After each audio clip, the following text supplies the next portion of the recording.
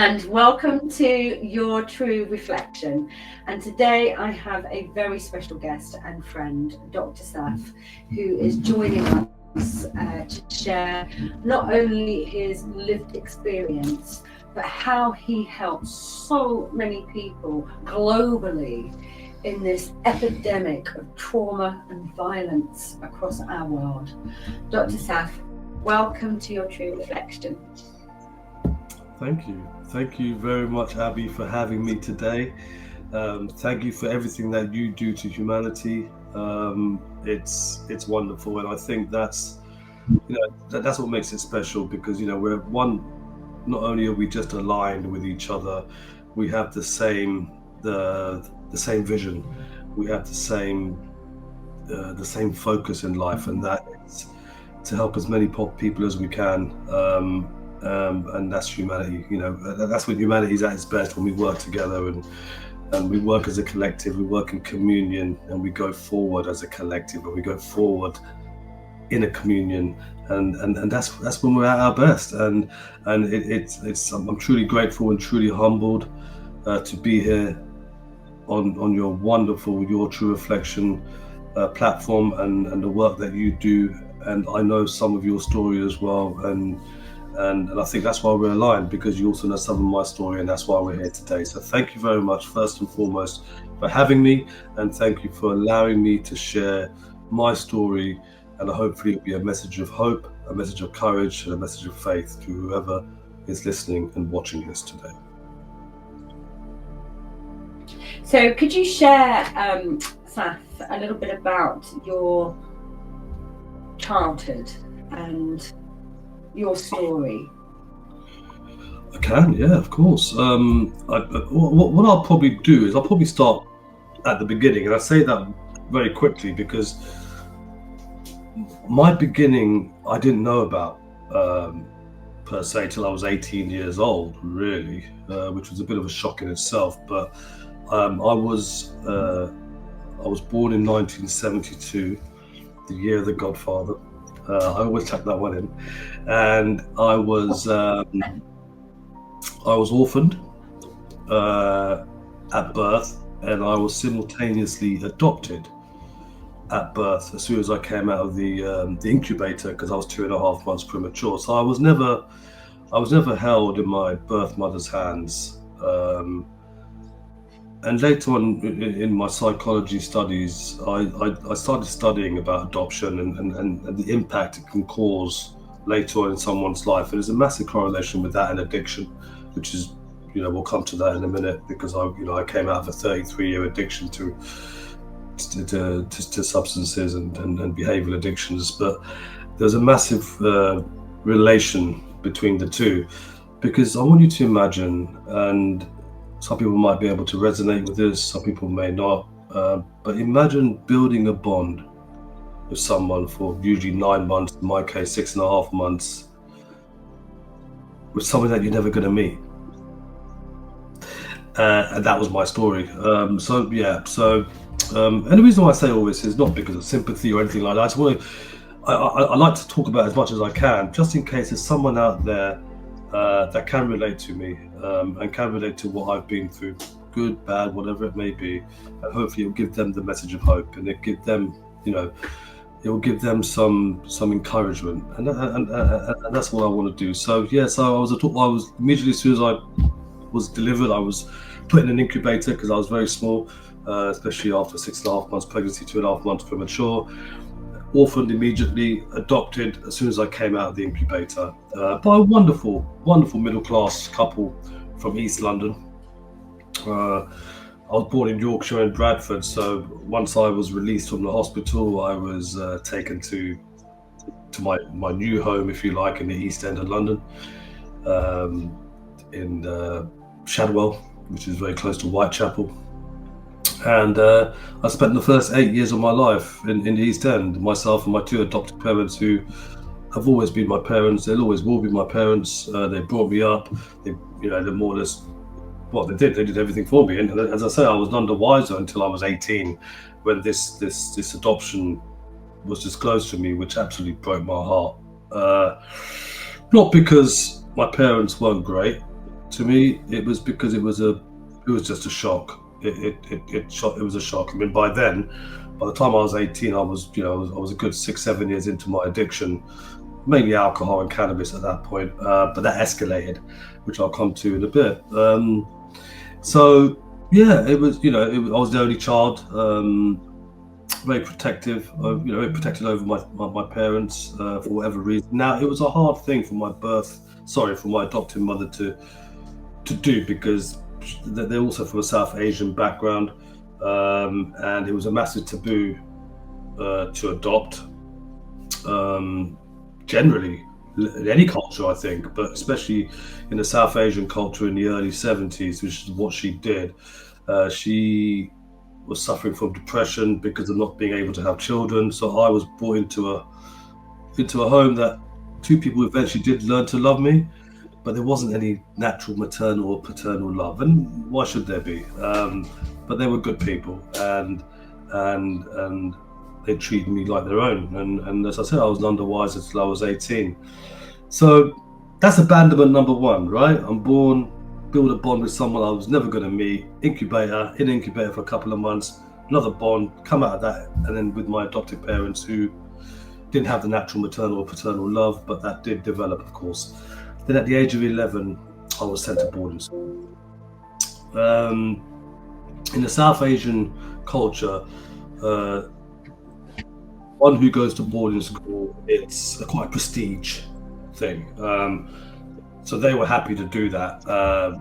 The reason was that I was told is because no other school would take me, because I was a problem child. I was not very academic. I was very lazy, very lonely, very isolated, and I guess there's truth in all of that.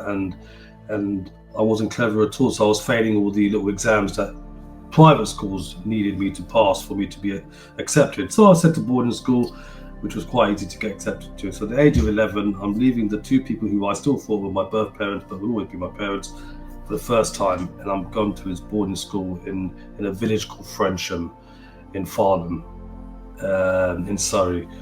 Beautiful part of the world. It really is, green, and it was wonderful, the area itself.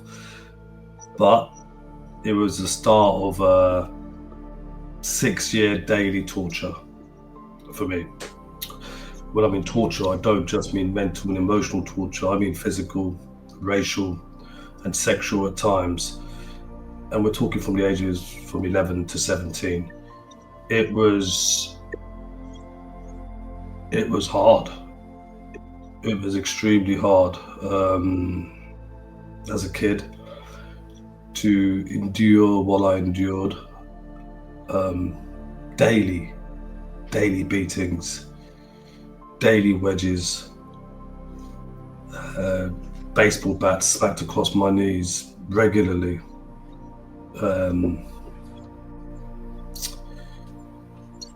Racial abuse daily, all the time, not just from my peers, but from the elders, from everywhere, really, even teachers. And the humiliation and the emotional abuse that came with it. And I'm going to say daily because it's daily. I've got to emphasize. And for an 11-year-old boy or child, or 11-year-old child to encounter that kind of abuse daily from such a young age, away from his parents for the first time, every day, for 6 years, it's one of the hardest things that anyone could go through,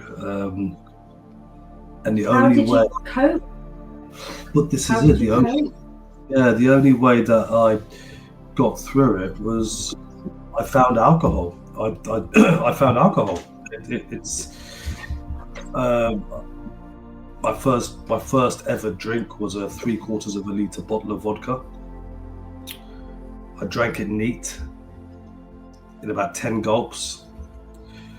Consequently, I was paralytic. And you were 11 years old? 11 years old. 11 years old?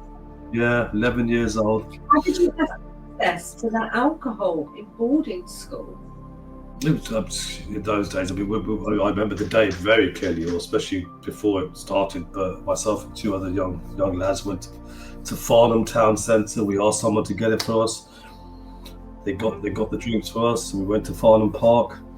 The other two chaps just bought 2 bottles of cider, a bottle of cider each, and I went for the vodka. And I just gulped it neat in about 10 gulps. And what followed And after. how do you think that how do you think that trauma contributed to that addiction? Because that was an instant addiction at 11 years old to take that amount of alcohol into that small boy's body. I mean, you see, Abby, it's, and it was unbeknown to me that the abuse that I'd encountered up until that point was going to happen every day for 6 years, and that's what it happened. But I had to find something, and of course this is upon reflection, and at the time it was definitely subconsciously. I had to be accepted somehow. I had to be loved somewhere. I had to do something, and my way was to do things out of the ordinary, or to do something that, would, in my eyes, would help me be accepted by the people around me. It was my survival. It was the way I survived, and unfortunately, when I did have that drink, it did feel good whilst I was drinking. But it started. I was unconscious for 9.5 hours. I nearly got ran over. Apparently, I went flying into a wall. I smashed my face. Eventually, the headmaster saw me. I vomited on him, apparently, and from that day on, I was the guy who vomited on a headmaster, and that was it. I was born that day from that episode. But that was also my first 2 stomach pumps. I was taken to Aldershot Hospital. Woke up with a tube in my mouth. I'm 11 years old.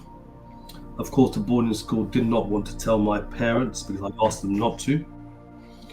And I guess they didn't want to either, because the parents would have taken me out of that school pretty quick, and they would have lost £6,500–7,000 a year, which is what it was in those days. It'd be a lot more today. So everything was hush hush. And also from that day, I realised that it's the massive code of silence here. The 80s was all about silence. So all the abuse that I encountered and all this stuff that I did, that I got caught and got let off with, was all kept within the school environment.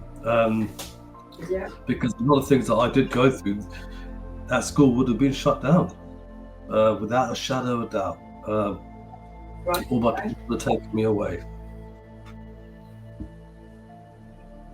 So as you've been on the journey, how long was the alcohol used as a sort of self-medication tool for you? Well, this is it. So I came to and got released from the hospital then, and came back to the school because we were all boarders, and I became a name within the school for the wrong reasons. I mean, that didn't stop the abuse, that still happened. But it did also start my 33-year addiction to alcohol. And literally alcohol, it was a savior for me in my eyes at that time. It got me through the abuse and the trauma that I endured that week, and it got me ready for the abuse and the trauma that I was inevitably going to encounter the following week. And it became a weekly thing. Then it became a twice a week thing. And it was a rugby school that I went to, and rugby and alcohol are quite connected as well. So everyone was drinking to some extent, just not to the extent I was drinking. And of course it made me feel good. That's why I did it. But it also got me through the daily beatings, the daily wedgies, the daily dead arms, the daily racial abuse, the daily emotional abuse, the daily physical abuse of all different types, and as I say, sometimes more often than not sexual abuse as well. Because I couldn't talk to anyone about it, I couldn't tell anyone about it. If you sneak, if you grass, you get it worse. So you just keep your mouth shut, and everyone did. And it was it was drilled into us that if we said anything, we're weak. So we keep it, we take it as men, and that was the mantra daily. So we just kept our mouth shut and we took it, and I took it for 6 years.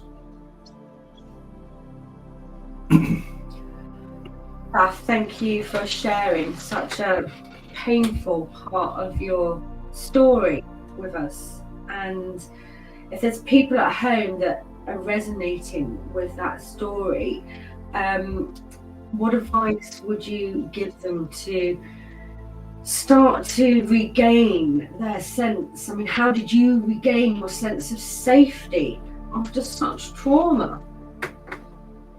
Yeah, I mean, I'd like to think today is very much different, and the advice that I would give today, and I wish someone had given me that advice then as well. But as I say, we had this massive code of silence. But today, tell someone. If you are going through any of this at school or any time of your life, any kind of abuse, speak to someone. You're not weak if you tell someone that you are going through this. Tell your parents, tell your siblings, tell the teachers that you can confide in. Tell people, go to the police even, depending on how bad it's happening. There's people out there who will hopefully support you and get you through this, because no child, nobody, but especially no child, should have to go through this like I did, and many others, but I did in particular. And it's not right. It's not right. And I'm just lucky that the amount of times I wanted to just kill myself at school, but the alcohol helped me get through that, unfortunately, and that was my I call it my brilliant strategy. Some people call it a coping mechanism, some people call it a go-to, but for me it was definitely a brilliant strategy at that time that got me through what I went through on a daily basis for 6 years, every day. And I was a predominantly Caucasian school, so there wasn't much culture throughout those 6 years. So, my name was not my name. My name was a derogatory term used for the South Asian community, and that was my name for 6 years, and that's all I knew.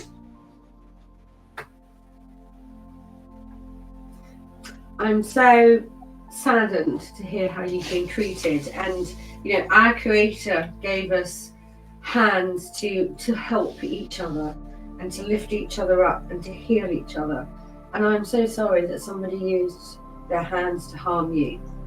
And I'm just so grateful that you found a way out of the trauma, that you actually dug yourself out of the pit of hell with alcohol and everything that had happened to you. And could you share with us, how did you do that? What was your first step, looking back now, your first step to recovery?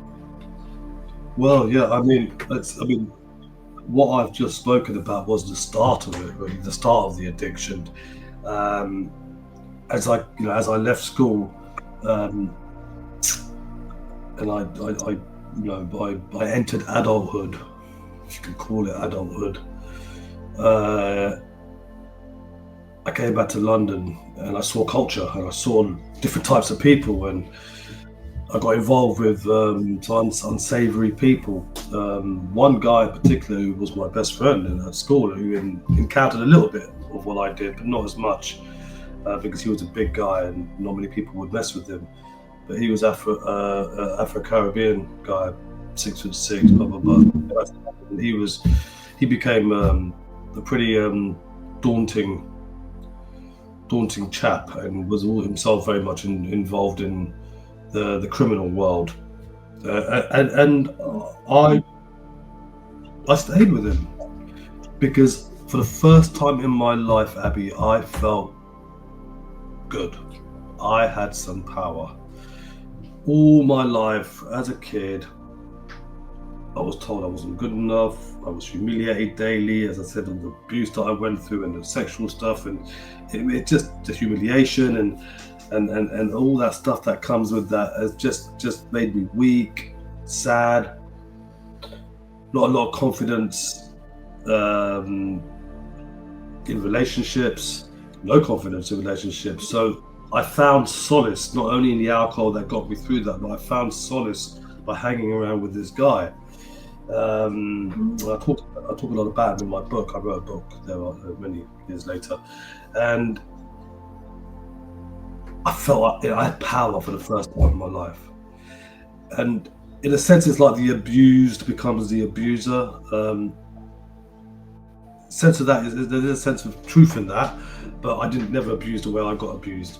I just walked the streets of London with confidence, with pride, with no fear for the first time, because 6 years of my life was full of fear. And for the first time, I had no fear because I was moving and hanging around with people who were powerful for the wrong reasons, and it felt good. But it started, I sort of graduated, if you like, from alcohol to cannabis, and I was smoking an eighth a day, an ounce a week. Then from there, I graduated from cannabis to crack. I went to Los Angeles to study acting for a year and a half, and I became a crack addict there. So I was smoking 5 to 6 bones a day. Graduated from crack cocaine to cocaine itself, and cannabis 17 years, cocaine I was addicted to for 15 years. Of course, alcohol was always around that. And then finally, I say graduated, and I'm not proud of it, but I graduated to crystal meth. And crystal meth is the most filthiest drug ever known to man. It's a living hell, and it destroyed everything around me, including myself. And coupled with gambling, my life was a mess. It was an absolute mess. And yes, I told you about one stomach pump. I had another stomach pump as an adult. I overdosed 3 times. I was flatlined once. I was in and out of the criminal justice system, not just in the UK, but in nearly every country that I visited. In and out of every hospital in nearly every country that I visited. I found every dealer in every country that I visited. I robbed people around me. I robbed my own family. I robbed my own wife's jewelry. I staged a break-in. I got caught. I was a complete mess, and it was all stems back from my childhood and how the addiction started, and it was a nightmare. It was just pure madness. I don't know how I got through. I don't know how I survived any of this. I used to drink and drug and drive all the time. I'm not proud of it, and please, anyone watching, it's not advisable at all. But I got through it, and no harm to others, more importantly, and of course no harm to myself regarding accidents. But my body was convulsing. My body was destroyed. My liver was gone. I had a tumor in the back of my head that they had to operate on. Today I suffer with sleep apnea off the back of my crystal meth and cocaine use. I have to wear a mask every night to help me breathe, because I stopped breathing 30 times an hour for 10 seconds at a time. All this stuff, the catalyst for all these health implications was my drug, substance use, and alcohol use. So my life was going nowhere. And the answer to your question, when did I change? How did it happen? What happened? It was my last, 2016, August the 11th. I came back from Germany because I was working in good positions at that time. I did qualify as a counsellor 25 years ago, but I couldn't do the two. So I chased the money to basically feed my habit and to feed my lifestyle. So I was working as an asset manager, earning good money. I mean, prior to that, I had a property company earning 60k a month, but I was spending 80k a month on my lifestyle and the gambling. But this last week, the week that ended on the 11th of August 2016, I transferred some money from the joint account to my account whilst I was in Berlin. Got arrested again in Berlin, got released, got sacked from my job on the plane journey back. And my daughter and my wife had enough. They'd had enough. I mean, the week before that, I got arrested because the neighbours called on the noise that was going on in the house.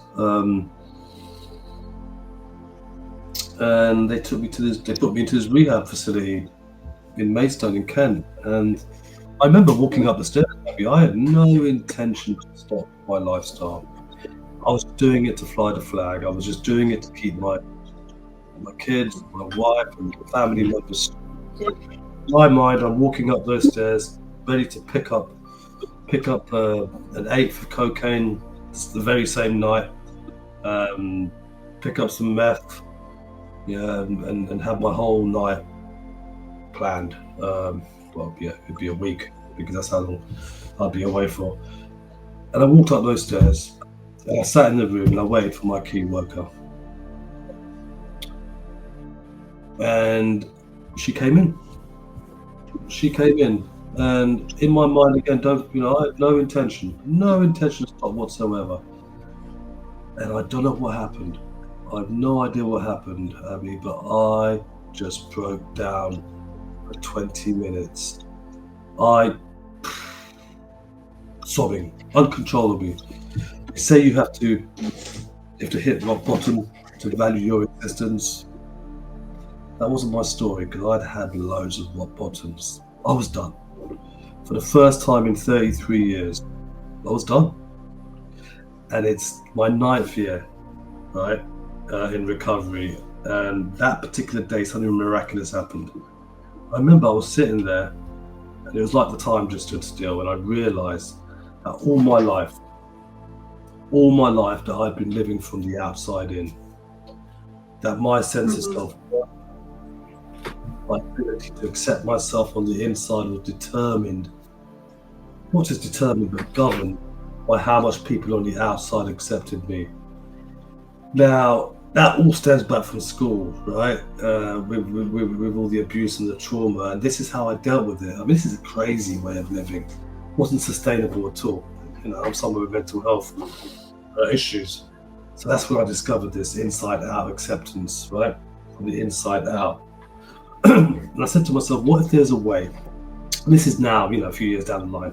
What if there's a way of living from the inside out? A deep knowing of inner value that doesn't even falter, not for a moment, not for a second, in the face of external rejection, not in the face of external situation, external anything. And only through living and accepting from the inside out that we can live freely. Okay, and this is where I developed this concept of inside-out acceptance, and that's the answer to all my problems today. Until I could intrinsically accept my adoption, intrinsically accept my abuse and trauma, and we're saying accept, not condone, right?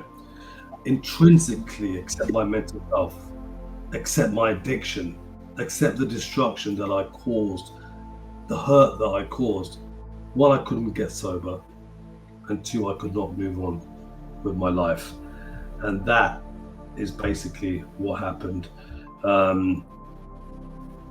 now live life from the inside out, and there's lots of techniques that I could teach your audience, and I can try and show you the way to get to this. Could you show us, please?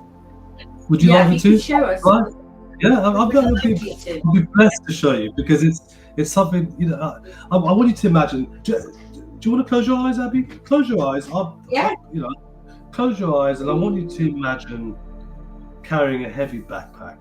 Okay, so, and in this backpack, it's filled with regrets, guilt, shame, unresolved emotions, all that stuff that we don't really want. And each step that you take is burdened by the weight of these experiences, making it so difficult for you to move forward.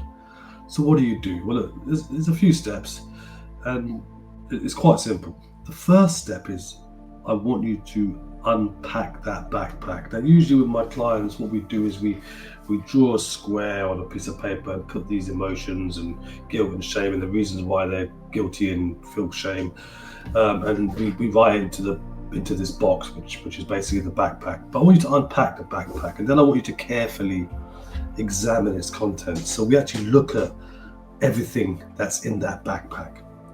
Okay, all the guilt, all the shame, all the unresolved emotions, all the stuff that we don't want. And then we choose to set down what no longer serves us.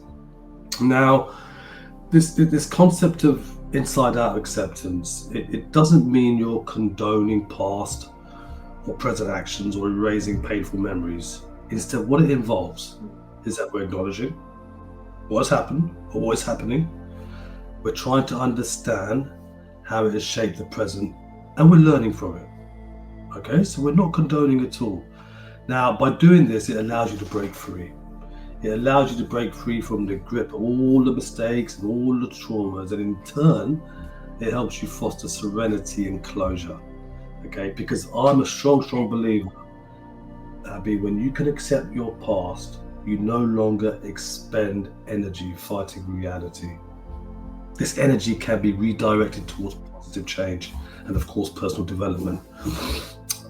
For me, it cultivates empathy, it cultivates understanding, and it allows us to forgive ourselves, and it allows us to forgive others, if that's the way you want to go.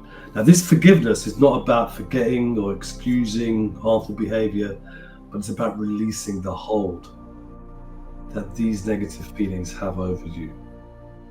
Okay, so ultimately for me, what I'm trying to say is that inside out acceptance of the past, it's a journey. It's a journey towards self-compassion. It's a journey to the present. And once you can accept all that has been, I assure you, you can truly accept all that is. It encourages you to be the person that you can be today. Be gentle. It encourages you to be gentle with yourself, acknowledging that everyone's mistakes is not personal. And everyone makes mistakes. And everyone experiences hardship. From doing this process, I was liberated. I was liberated from the chains of regret, the self-blame, all that stuff that was in the backpack. And today I can live a more fully, more present life, and I can build on a brighter future. And that is what I encourage anyone who works with me to do. This is a gift of self-empowerment and healing. It paves the way for a life filled with peace, growth, and authentic happiness. And it's something that I'm happy to treat people with on a regular basis, and it's something that comes from within. It's all about within, intrinsically. But it's not easy. There is a process, but the way we can always start is by drawing this square, writing all the stuff down that's really bugging you. Why is there guilt? Why is there shame? Why is all that stuff? And actually, if it's guilt, why have I got guilt? Write down the reasons, and then we put it to one side. We've acknowledged it. We're not condoning it, right? We're not condoning it. The abuse that I endured, and the abuse that anyone who may be listening have endured in their past, the trauma and all that stuff that they may have encountered, it's important that we accept this, not condone it. Accept this. It's important because until we do accept it, and we're doing it for us. We're not doing it for the perpetrators. We're doing it for us so we can move forward. We're doing it for us so we don't stay in that hole. Because if we don't, not only will we go deeper and deeper and deeper in that hole, it'll be harder to come out of that hole, right?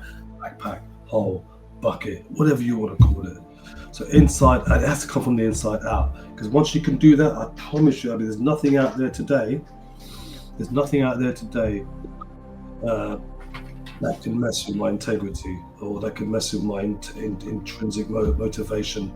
And there's other things that we talk about, releasing ego and not having expectations. And there's so many things that the work that I do with people who have endured and encountered trauma, because we know, trauma is not about the event itself, it's about what the event did to you.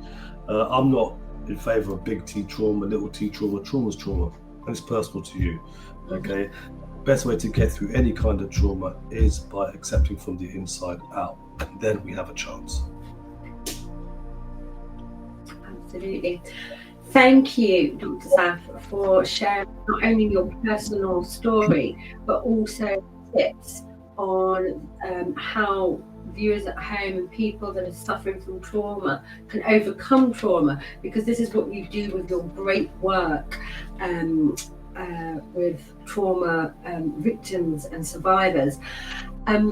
I'd also just like to bring into the conversation some of the great work that you do globally to help so many people. Could you share some information on your non-profit company? Of course I can. Yeah, and I think that the biggest thing that I do today, especially since I came into recovery, that I found helping others is a big part of my life. In fact, I dedicate my life to humanity and to helping humanity. Um, the dedication to the work that I have to do this is, it gives me a reason to live, right? I don't want to get too emotional on here today, but I've suffered in my life, and I've seen others suffer in their life, and I've seen people suffer in ways that we can only imagine, some of us, and I want to try and help in relieving that suffering that people around the world have been through and are going through today. So I got involved in a lot of charities and a lot of organizations and did my bit to help, and learned a lot and experienced a lot and used my skills and used my experiences and put it all in together. And now I have my own organization called Help Us Help, and it's a non-profit organization. Everything that we do is just for humanity. It's for no financial reward.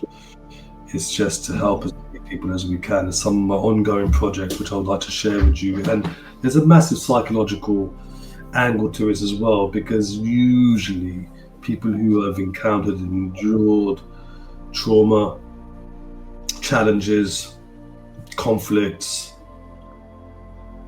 harm, have experienced severe mental health issues and need psychological support.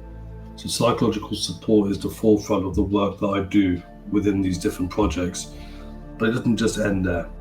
So currently I'm doing a lot of work, not enough, but we aim to do more in 2025 with refugees from Gaza based in Jordan, of which are cancer patients, and 90% are children. Doing projects with the homeless in London, providing them and distributing them with provisions. We did a 300 blanket distribution 2 weeks ago at the Strand for the homeless. The winters are extremely cold this year, but in particular just to give them some kind of warmth. I do a project in collaboration. I work with two campaigns, one called the Drug Free World campaign, and the other one's called the Way to Happiness campaign. Both of these campaigns are to educate not just the youth, but adults as well, and the elders as well, but it is mainly for the youth, about drugs, the truth about drugs, the dangers of drugs, and then knife crime coming with it, and all different types of crimes that come with it. So I educate in schools, I educate on the streets of London, the streets of Kent, and different parts of England, where we have drug-free world days, where we have a massive marquee, and we educate and we make people aware and the truth about drugs, the effects that drugs can do to you, where it can eventually take you, in the help to reduce crime and the help to reduce death. So that's one thing that's really close to my heart. And the Way to Happiness project that I'm involved with is a massive project, and that is basically to help alleviate a lot of things, a lot of issues that we have out there at the moment. And these are just some of the projects that I'm involved with, but at the moment it's about empowerment, it's about help, it's about supporting individuals from all faiths, from all backgrounds, from all over the world. And I have there's a little scheme that I'm doing, which I'm in the process of doing, but it's trying to implement, and I think you might be interested in this as well, Abby, actually, and I'll get you involved. But I'm trying to raise a substantial amount of money to add on to a project proposal where we'll pilot it in a small town, maybe like Milton Keynes or Maidstone, where we have a 24-hour emergency service just for mental health. Okay, so it's like an ambulance, but just mental health. With professionals and people who know how to deal with people who are suffering. And it'll be 24 hours, and I'm trying to get this pilot scheme off the road, and it would hopefully save more lives, because there's a need for that. So that's another thing that I'm trying to incorporate. So there's so many things that we're doing, but the most important thing is to try and save as many people as possible. I'm a massive player in women's rights, as you know, and human rights as a whole. My background up until last year was about I was a director of Stop Trafficking Worldwide, which I've left that organisation, but of course that's a big part of my current organisation. So we help women and children who have experienced modern day slavery, sex trafficking, and the like, and also young boys and men as well who have encountered this. And another project is I'm trying to build a safe place for people to go to, that they can not just recover from their experiences, but also to empower them and to get them back on track and to get them a reason to wake up in the morning. So that's some of the projects I'm doing at the moment. Just some.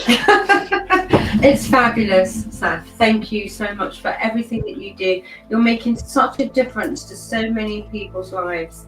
And if viewers at home would like to donate to some of the products that the projects that you've just spoken about, how can they do that? How can they support you?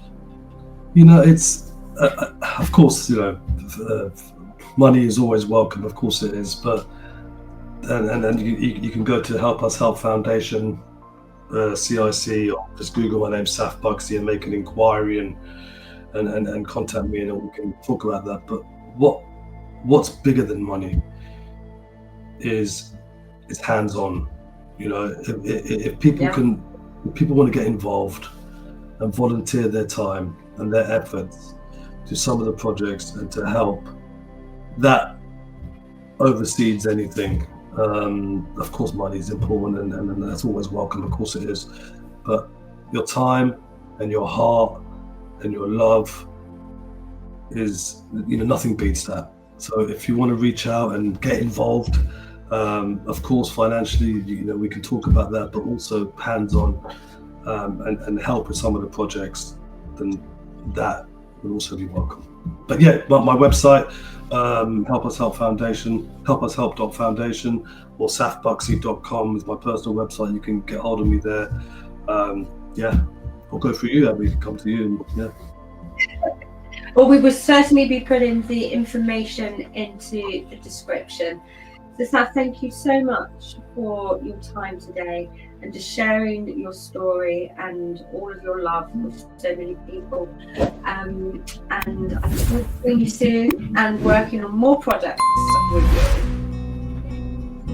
Thank you very much. And again, thank you very much for having me today, and thank you for everything that you do. It's wonderful. Thank you. We ignite the light. Bye-bye. When the world tries to tear us apart, we hold on tight, united at heart. Together we stand, together